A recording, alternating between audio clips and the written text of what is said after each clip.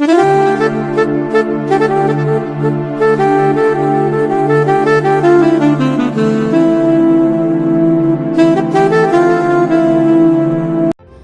Friends, welcome to our channel. So எல்லோரும் எப்படி இருக்கீங்க? இங்கே நாங்களும் ரொம்பவே நல்லாயிருக்கோம். இன்றைக்கி நான் உங்களுக்கு பார்த்திங்கன்னா ஒரு ஸ்கில் இதில் ஷேர் பண்ணியிருக்கேன். உங்களுக்கு பிடிச்சிருந்துச்சி அப்படின்னா நீங்களும் இதை ட்ரை பண்ணி பாருங்கள். வாங்க வீடியோக்குள்ளே போகலாம். இன்றைக்கி ஏர்லியாகவே வேக்கப் ஆகிட்டேன். கிளைமேட் பார்த்திங்கன்னா ரொம்ப க்ளவுடியாகவே இருந்தது. சரி, ஓகே, மிஷினில் வந்து க்ளோத்ஸ் எல்லாம் போட்டுடலாம், லாண்ட்ரி பண்ணிடலான்னு சொல்லிட்டு நான் தான் பண்ணிகிட்டு இருந்தேன். அப்புறம் பார்த்திங்கன்னா இந்த டே பிஃபோராகவே காய போட்டிருந்த க்ளோத்ஸ் எல்லாமே எடுத்து மடித்து வைக்கலான்னு நினச்சி பிளான் பண்ணிட்டு தான் எடுத்துகிட்டு இருந்தேன். பட் ஆனால் என்னோடய பிளானிங் வந்துட்டு இங்கே சரியாக நடக்கலை. அதுக்குள்ளே என்னோடய பாப்பா வந்து எழுந்திரிச்சிட்டாலாம். சரி, ஓகேன்னு சொல்லிட்டு க்ளோத்ஸ் எல்லாமே ஒரு ஓரமாக வச்சாச்சு. அப்புறம் பார்த்திங்கன்னா நான் என்னோடய பாப்பாவை கூட்டிகிட்டு கிச்சன் வந்துட்டேன்.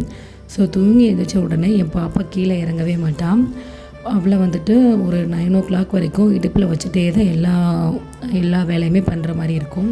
தென் அதுக்கப்புறம் பார்த்திங்கன்னா நான் எனக்கு வந்து ஃப்ரெஷ்ஷாக டீ போட்டுக்கிட்டேன். நான் மோஸ்ட்லி வந்து டீயில் துளசி ஆட் பண்ணிப்பேன். எனக்கு பிடிச்ச மாதிரி காலையில் டீ போட்டு குடித்தா தான் எனக்கு அந்த டே வந்து ரொம்ப ரெஃப்ரெஷிங்காக இருக்கும். நெக்ஸ்ட்டு பார்த்திங்கன்னா பாப்பாவுக்கு வந்து ஃபுட் ரெடி பண்ண ஸ்டார்ட் பண்ணிட்டேன். இன்றைக்கி பார்த்திங்கன்னா நான் பாப்பாவுக்கு வந்து ராகி கூழ் தான் பண்ணியிருந்தேன். நான் வந்து சத்தமாக ஒரு ராகிக்கூழ் ரெண்டுமே வந்து அல்டர்னேட்டிவ் டேஸில் தான் வந்து பாப்பாவுக்கு கொடுப்பேன். ஸோ வந்து ஓவர் நைட் சோக் பண்ண ராகியை வந்து மறுநாள் காலையில் வந்து அதை மிக்சியில் போட்டு நல்லா கிரைண்ட் பண்ணி எடுத்துக்கணும். தென் அதிலேருந்து பாலை நல்லா வடிகட்டி அது கூட கொஞ்சம் வாட்டரும் ஆட் பண்ணி சிம்மில் வச்சு கிளறிட்டே இருந்தோம் அப்படின்னா ராகிக்கூழ் வந்து ரெடி. ஸோ இது என்னோடய பொண்ணு பார்த்திங்கன்னா சத்துமாவை விட ராகிக்கூழ் வந்து கொஞ்சம் லைக் பண்ணி சாப்பிடுவான். நான் ராகிக்கூழ் பார்த்திங்கன்னா கொஞ்சம் எக்ஸ்ட்ராவே ரெடி பண்ணிப்பேன். என்னை வந்து பாப்பாவுக்கு கொஞ்சம் எடுத்துகிட்டு ரிமைனிங் உள்ளதை வந்துட்டு நான் கூலாக கரைச்சி காலைல பிரேக்ஃபாஸ்ட் வந்து முடிச்சுப்பேன்.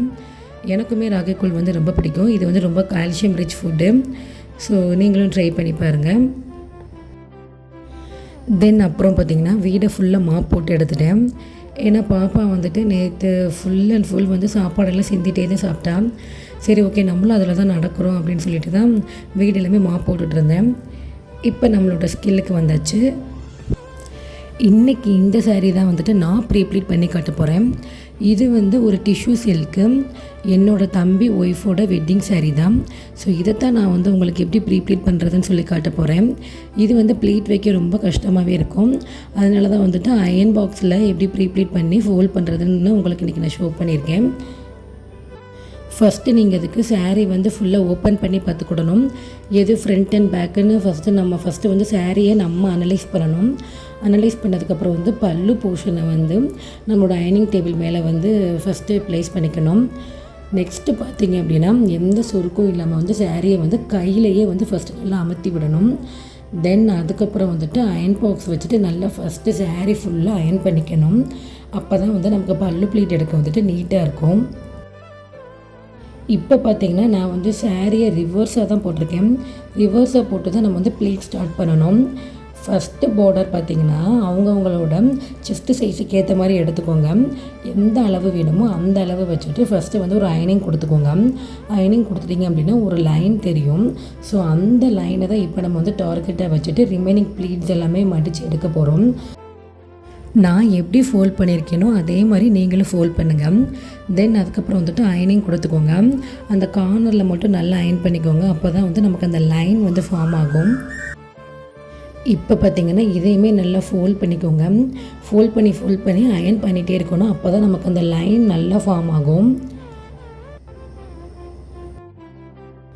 உங்களுக்கு எந்த அளவு வந்து குட்டியாக வேணுமோ அந்த அளவு வரைக்கும் நல்லா மடித்து எடுத்துக்கோங்க. மடித்து எடுத்து அயன் பண்ணிகிட்டே இருந்தீங்கன்னா உங்களுக்கு ப்ளீட்ஸுமே வந்து நிறைய கிடைக்கும், பார்க்கவும் நீட்டாக இருக்கும். சாரீ வந்துட்டு மூவ் ஆகாமல் இருக்கிறதுக்காக ஒரு கிளிப் அட்டாச் பண்ணி அயன் பண்ணுங்கள். அப்போ தான் வந்துட்டு சாரீ வழுகாமல் இருக்கும், நீட்டாகவும் அயன் பண்ண முடியும். நான் எப்படி மடித்து அயன் பண்ணுறேனோ அதே மாதிரியும் நீங்களும் ஃபாலோ பண்ணுங்கள். இப்போ நல்லா மடித்து அயன் பண்ணதுக்கப்புறம் நமக்கு அந்த லைன் நல்லாவே தெரியும். ஸோ அந்த லைனுக்கு நேராக பிடிச்சி ப்ளீட் எடுத்தாலுமே ப்ளீட் பர்ஃபெக்டாக அந்த மாதிரி கிடைக்கும். இப்போ இந்த பிளேட் எடுத்து முடிச்சதுக்கப்புறம் கார்னரில் வந்து பின் பண்ணிக்கோங்க. தென் வந்து நல்லா அந்த பிளேட் ஒவ்வொரு ப்ளீட்டாக எடுத்து நல்லா அயன் பண்ணிக்கணும். நமக்கு எந்த அளவு ஹைட்டு தேவைப்படுதோ அந்த அளவு உங்கள் ஷோல்டரில் வச்சு மெஷர் பண்ணி எடுத்துக்கோங்க.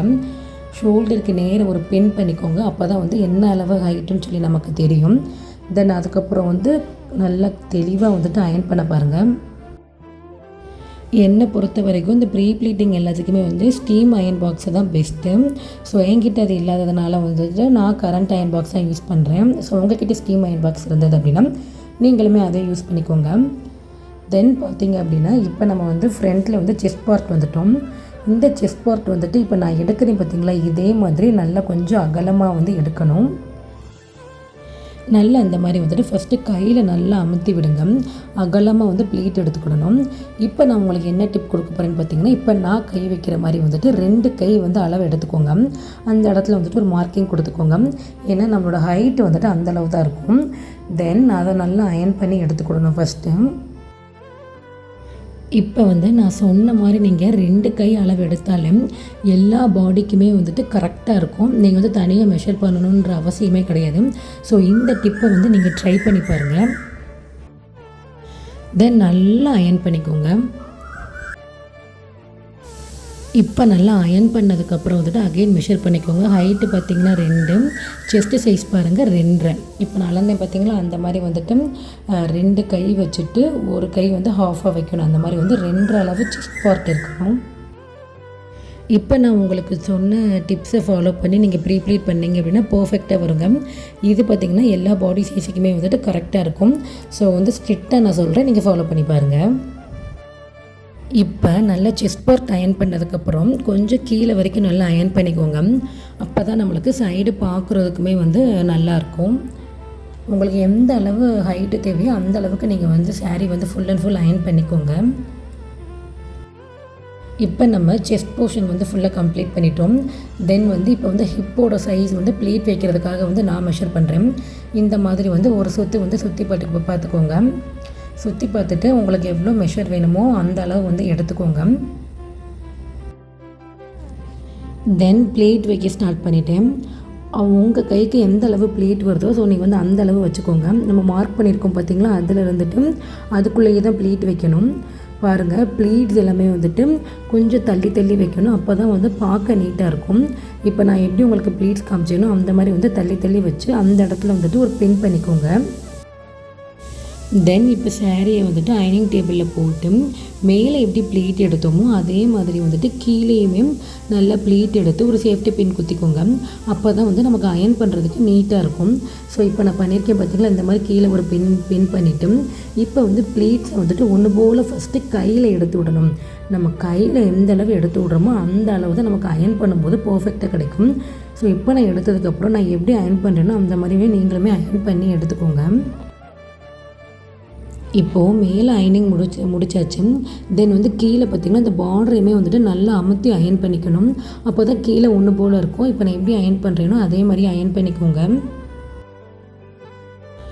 நம்ம எந்த அளவுக்கு அயனிங் கொடுக்குறோமோ அந்தளவுக்கு வந்துட்டு சாரீ நல்லா நம்மளோட பாடியை ஒட்டியே இருக்கும். ஸோ வந்து இந்த மடமடன்லாம் தெரியாது. ஸோ அதனால் வந்துட்டு அயனிங் நல்லாவே பண்ணிக்கோங்க. தென் அயர்ன் பண்ணதுக்கப்புறம் வந்து ஃபோல்டிங் ஸ்டார்ட் பண்ணிடலாம். நான் எப்படி ஃபோல்ட் பண்ணுறேனோ அதே மாதிரியே ஃபோல்ட் பண்ணுங்கள். இருக்கிறதுல ஃபோல்டிங் தான் ரொம்ப ஈஸி. இப்போ என்ன பண்ணணும்னா சாரியை வந்துட்டு அப்படியே ரிவர்ஸாக வந்து திருப்பிக்கணும். நான் எப்படி திருப்புறேனோ நல்லா கேர்ஃபுல்லாக பாருங்கள். இப்போ நான் வந்து நல்லா ரிவர்ஸாக திருப்பி அந்த ப்ளீட்ஸ் எல்லாம் ஒன்று போல் எடுத்து விடுங்க. இப்போ பார்த்திங்கன்னா இந்த ரிமைனிங் சாரீ போர்ஷன் எல்லாமே நம்ம சைடு தான் இருக்கும். இது வந்து உங்களுக்கு எந்த சைஸுக்கு ஃபோல்ட் பண்ணுமோ அந்த சைஸுக்கு இப்போ நம்ம மடிக்கிற மாதிரி மடிச்சுக்கோங்க. இதுக்கு எந்த மெஷர்மெண்ட்டுமே கிடையாது, நம்மளாம் வந்து ரேண்டமாக மடிக்கிறது தான்.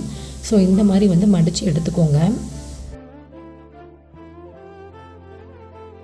தென் அதுக்கப்புறம் பார்த்திங்கன்னா ஃப்ரண்ட்டில் உள்ள செஸ்ட்டு போர்ஷனை நம்மளோட மேலே போட்டுக்கிடணும். அப்போ தான் வந்து எப்படி மடிக்கணும்னு சொல்லி நமக்கு தெரியும்.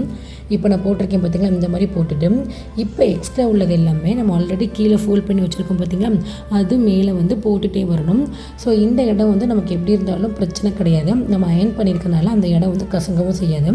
நான் எப்படி போட்டிருக்கேனோ அந்த மாதிரி வந்து போட்டுக்கோங்க. போட்டதுக்கப்புறம் வந்துட்டு நம்ம சைஸுக்கு ஏற்ற மாதிரி வந்து மடிச்சுக்கிடலாம். இப்போ பார்த்தீங்கன்னா ஃபோல்டிங் ஸ்டார்ட் பண்ணிடலாம். ஃபோல்டிங் வந்து இப்படி தான் பண்ணணும்னு கிடையாது. அவங்கவுங்க கைக்கு ஏற்ற மாதிரி எந்த பக்கம் வருதோ அதுக்கேற்ற மாதிரி ஃபோல்ட் பண்ணிக்கோங்க. நான் பார்த்தீங்கன்னா இந்த மாதிரி வந்து நல்லா மடித்து எடுத்திருக்கேன். இப்போ மடித்து எடுத்ததுக்கப்புறம் வந்து அதை ரிவர்ஸாக திருப்பிட்டு அந்த நம்மளோட செஸ்ட்டு போர்ஷனை வந்துட்டு நல்லா இழுத்து விட்டுக்கோங்க. எந்த சுருக்கமும் இல்லாமல் நல்லா இழுத்து விட்டுக்கோங்க. தென் பார்த்திங்கன்னா பல்லு போர்ஷன் இருக்கும்ல, அதையுமே வந்துட்டு நல்லா ஃபோல்ட் பண்ணி கீழே கூடி வந்து இன்சர்ட் பண்ணிக்கணும். இப்போ நான் உங்களுக்கு சொல்லிக் கொடுத்துருக்க மெத்தட் வந்து பிகினர் கூட வந்து ஈஸியாக ப்ரீப்ளீட் பண்ணலாம். நான் எப்படி பண்ணுறேனோ இதையே பார்த்து நீங்களும் பண்ணுங்கள். இந்த மாதிரி வந்து பல்லு போர்ஷன் நல்லா மடித்து இந்த அடியில் கூடி வந்து இன்சர்ட் பண்ணிக்கோங்க. இன்சர்ட் பண்ணிங்க அப்படின்னா வந்து ப்ளீட்டிங் வந்து பக்காவாக இருக்கும். ஸோ நான் பண்ண மாதிரி நீங்களுமே ட்ரை பண்ணி பாருங்க, சூப்பராக இருக்கும். ஸோ வந்து வெளியில் கொடுத்து யாருமே வந்து காசை வேஸ்ட் பண்ணாதீங்க. அவ்வளோதான், சாரீ வந்து ப்ரீப்ளீட் பண்ணி முடித்தாச்சு. பாருங்கள், அவ்வளோ அழகாக இருக்கும். நம்ம கடையில் கொடுத்து பண்ணின மாதிரியே தான் இருக்கும். நான் உங்களுக்கு ஈஸியான மெத்தடில் வந்துட்டு எப்படி ப்ரீப்ளீட் பண்ணணும்னு சொல்லி கொடுத்துருக்கேன். இந்த வீடியோ பிடிச்சிருச்சு அப்படின்னா என்னோடய சேனலை சப்ஸ்கிரைப் பண்ணிக்கோங்க. தென் பார்த்திங்க அப்படின்னா என்னோடய பாப்பாவுக்கு வந்து லஞ்ச் ரெடி பண்ணிகிட்டு இருந்தேன். நான் என்ன கொடுத்தேன்னு பார்த்திங்கன்னா இன்றைக்கி பருப்பு சாதம் தான் பண்ணியிருந்தேன். உளுந்தம்பருப்பு தான் கொடுத்துருந்தேன். சேம் ப்ரொசீஜர் தான். உளுந்தம்பருப்பு அரிசியுமே ஒரு 1/2 அன் ஹவர் வந்துட்டு சோக்கிங் பண்ணிக்கோங்க. தென் அதுக்கப்புறம் அதை ஒரு குக்கரில் ட்ரான்ஸ்ஃபர் பண்ணிவிட்டு 2 டம்ளர் ஆஃப் வாட்டர்ஸ் வந்து ஆட் பண்ணிவிட்டு அது கூட வந்து வெங்காயம், தக்காளி, பூண்டு, கொஞ்சம் மஞ்சத்தூள், பெருங்காயத்தூள் இதெல்லாம் போட்டு ஸ்டீம் பண்ணி எடுத்தீங்க அப்படின்னா பருப்பு சாதம் ரெடி. அதுக்கப்புறம் வந்து நல்லா மேஷர் வச்சு நல்லா மேஷ் பண்ணி நம்ம குழந்தைங்களுக்கு கொடுத்தீங்க அப்படின்னா ரொம்ப நல்லா குழந்தைங்க வெயிட் போடுவாங்க. இன்றைக்கி நான் உங்களுக்கு ஷோ பண்ணியிருக்கிற சாரீ ப்ரீப்ளீட்டிங்கில் ஏதோ டவுட் இருந்தது அப்படின்னா எனக்கு கமெண்ட்டில் சொல்லுங்கள். உங்களுக்கு அதுக்கான பதில் வந்துட்டு நான் ரிப்ளை பண்ணுறேன். இப்போ நம்ம வீடியோவோட எண்டுக்கு வந்துட்டோம். ஸோ இந்த வீடியோ உங்களுக்கு பிடிச்சிருந்துச்சி அப்படின்னா என்னோடய சேனலை சப்ஸ்கிரைப் பண்ணிக்கோங்க.